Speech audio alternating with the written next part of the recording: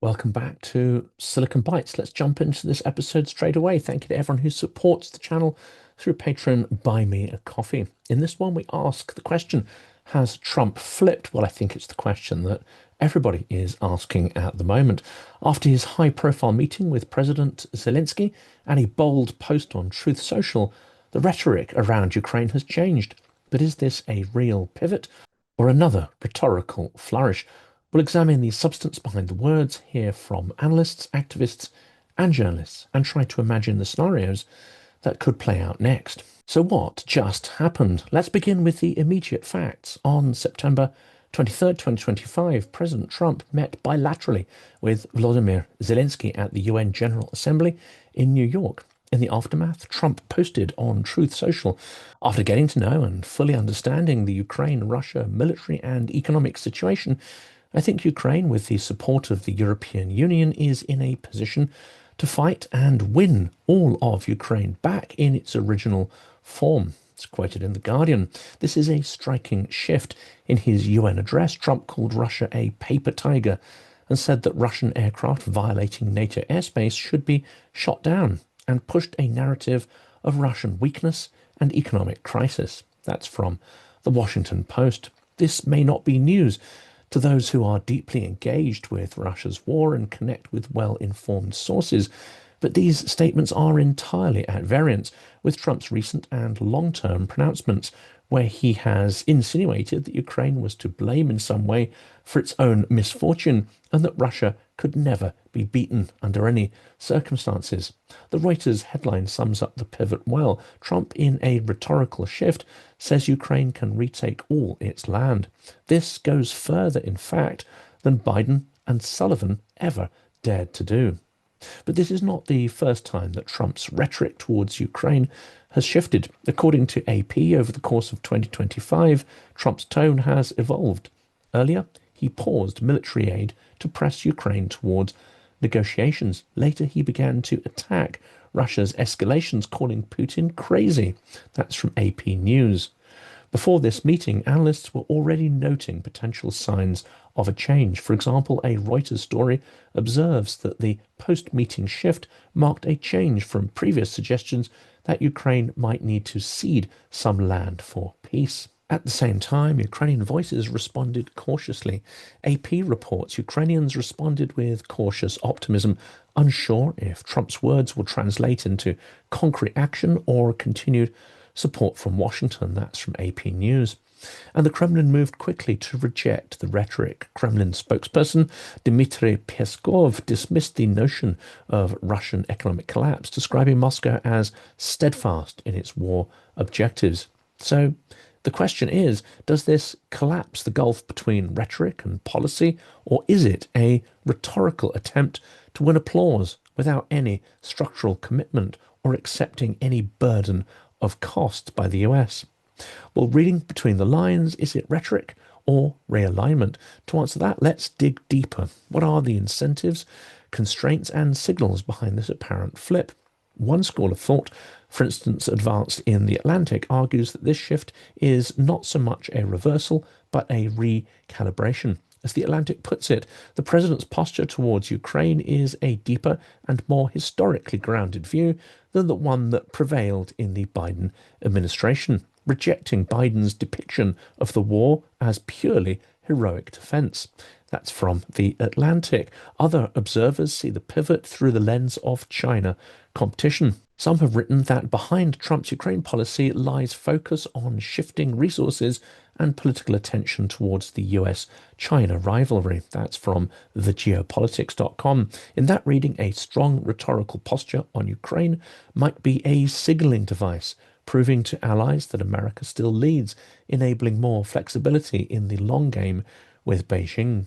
And there is another possible factor here, Trump's instincts towards transactional diplomacy. Earlier reporting, e.g. ABC News, noted that his push for a mineral deal in Ukraine might at times conflict with security goals, hinting that his foreign policy is always interlaced with commercial and transactional calculations. In this version, maybe someone has broken through his inner circle to suggest to him that Russia is poor and will become poorer. is weak and weakening further and rapidly. Trump may not want to bother with a leader that can offer him nothing materially and is at risk of losing.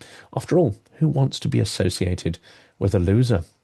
Well, there are constraints and some credibility challenges. Words are cheap, policy is harder. The US Congress, particularly the House, may resist large increases in Ukraine aid or open commitment to escalation. Republicans remain divided on this issue. Some want aggressive support, others more isolationist.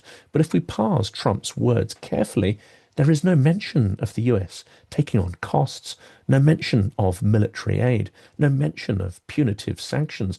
Rather, the emphasis is on Europe solving the problem with the assistance of weapons purchased from the US. This is crucial emphasis and a crucial distinction in the statement.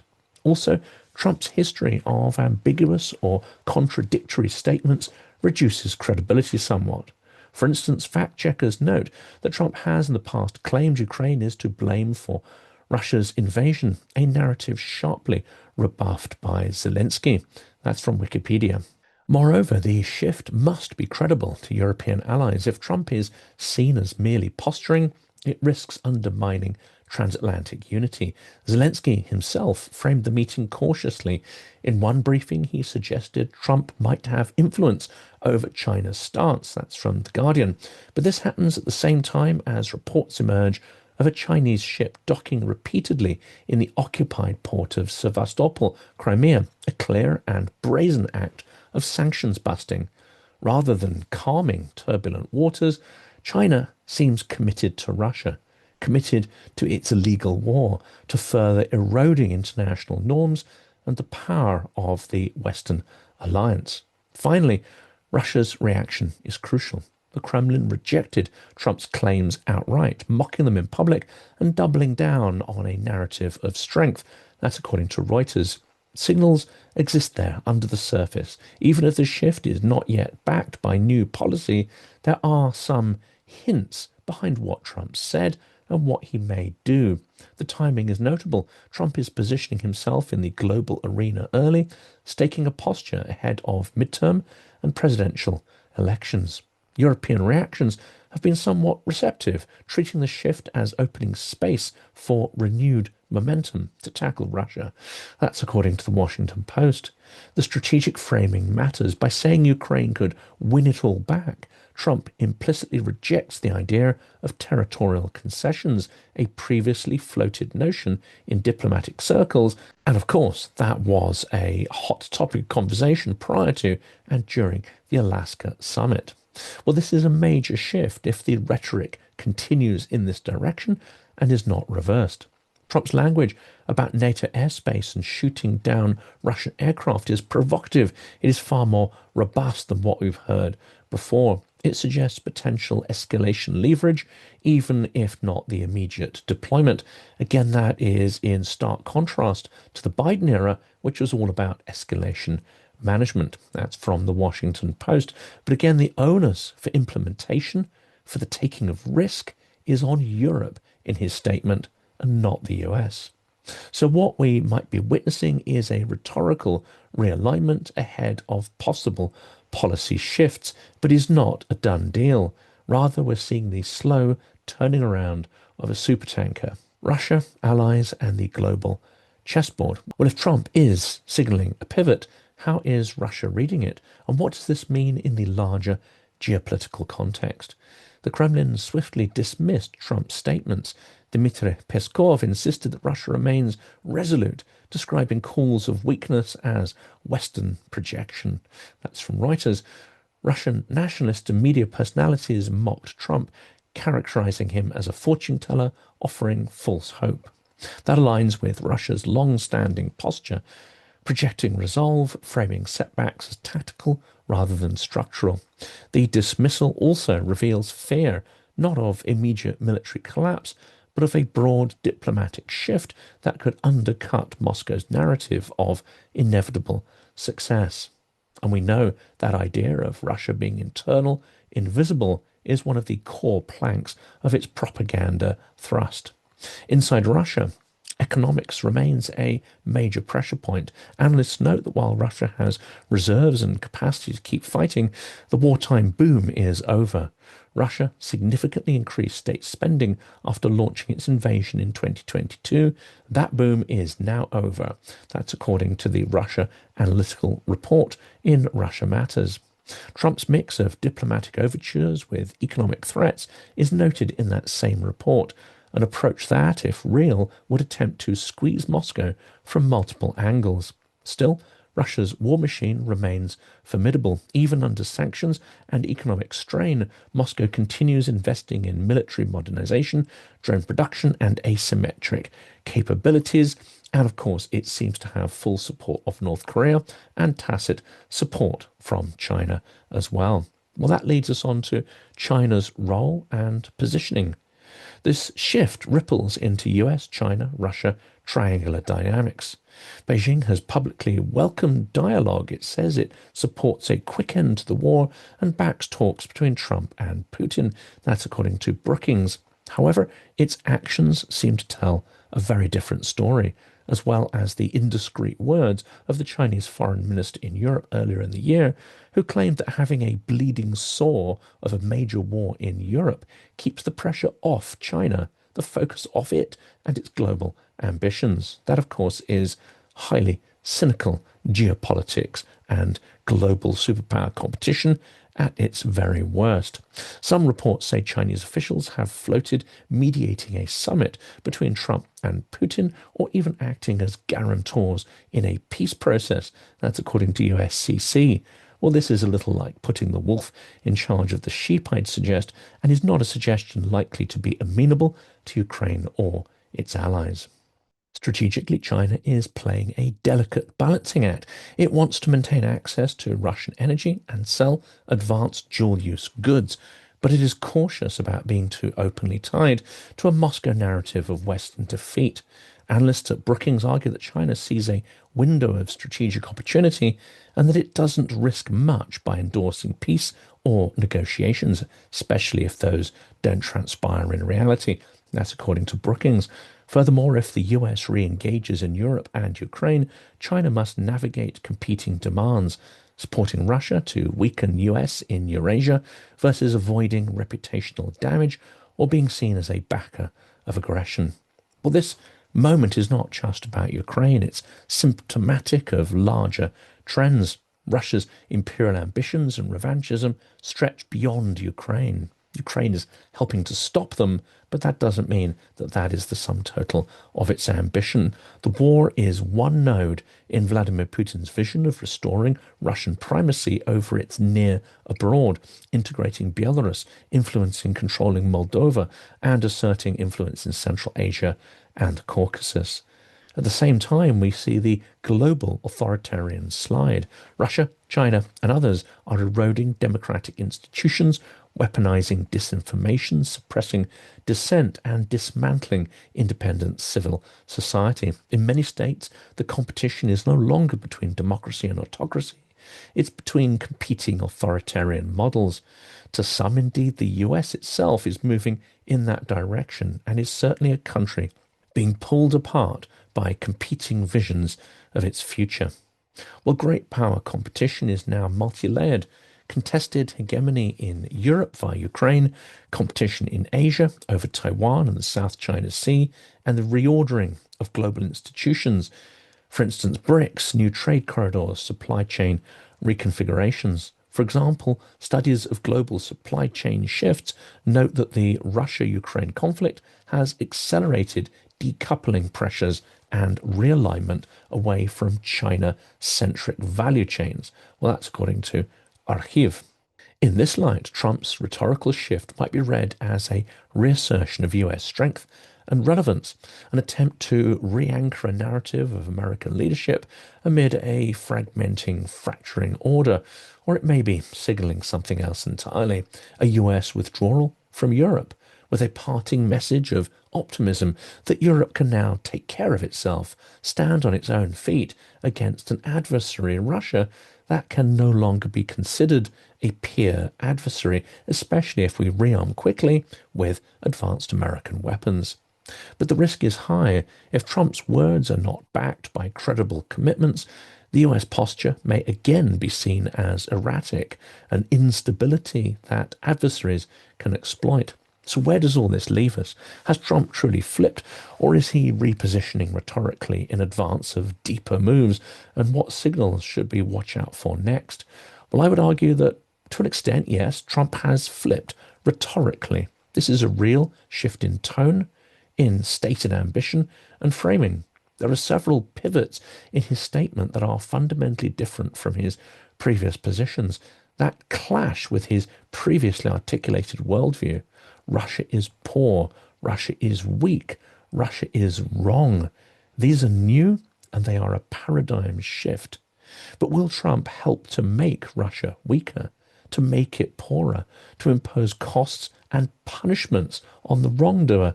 Well, there was no detail about any of this.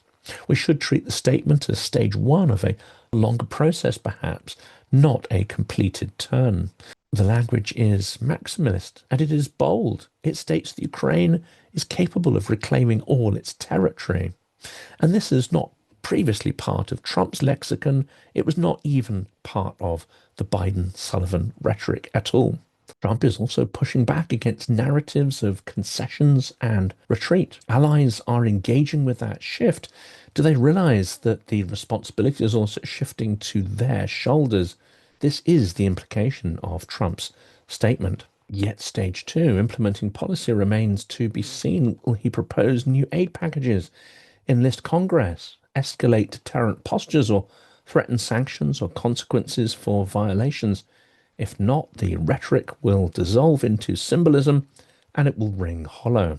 And such a strong set of coordinated actions will require real focus, real consistency. Unfortunately, these are not two things that we have really observed in action during the Trump term to date since he came back to office. So what should we monitor in the coming weeks? Well, congressional signals are one. Are new Ukraine aid bills introduced? I think this is probably unlikely. Are Republican leaders rallying behind that or resisting them? I'm not even sure Trump will bring an actual aid bill to the floor. We should look out for operational statements. Does the US commitment to new NATO air defense actions translate into physical support? Will the targeting of Russian aircraft or the imposition of no-fly zones be tacitly supported, explicitly supported, or materially supported by the US? Sanctions and economic pressure. Will the US escalate sanctions or threaten secondary sanctions to choke Russia's war financing? Or will it use not just the evasion, but the avoidance of those sanctions by countries like Hungary and Slovakia? Will it use those as an excuse for not imposing its own sanctions?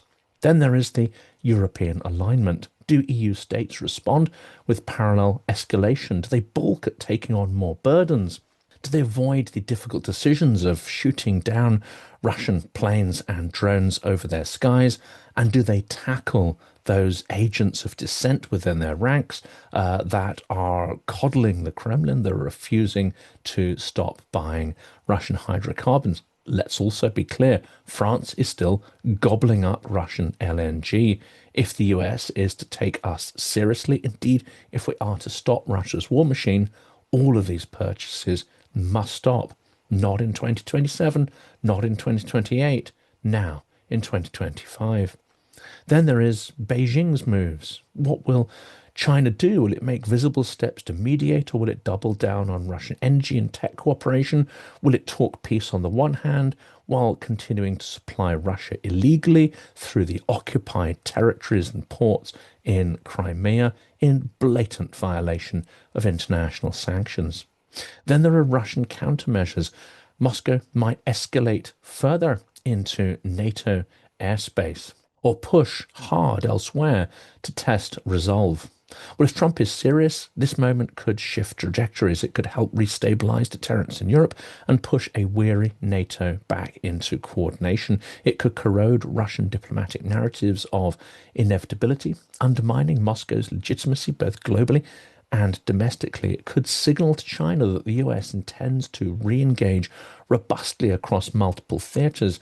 But if it fades into talk, it may reinforce the pattern of American decline on the global stage or rhetorical swings, further destabilizing the rules-based order. And here's a last possibility to consider. From Trump's statement, Russia may conclude that it is no longer feared, that reflexive control is losing its grip, that it has no more transactional carrots to offer the American president. Well, when the carrot fails and reflexive manipulation fails, the Kremlin's default strategy is to turn to fear, violence, and escalation. And this is something we should watch out for. This is something we should expect in the coming days and weeks.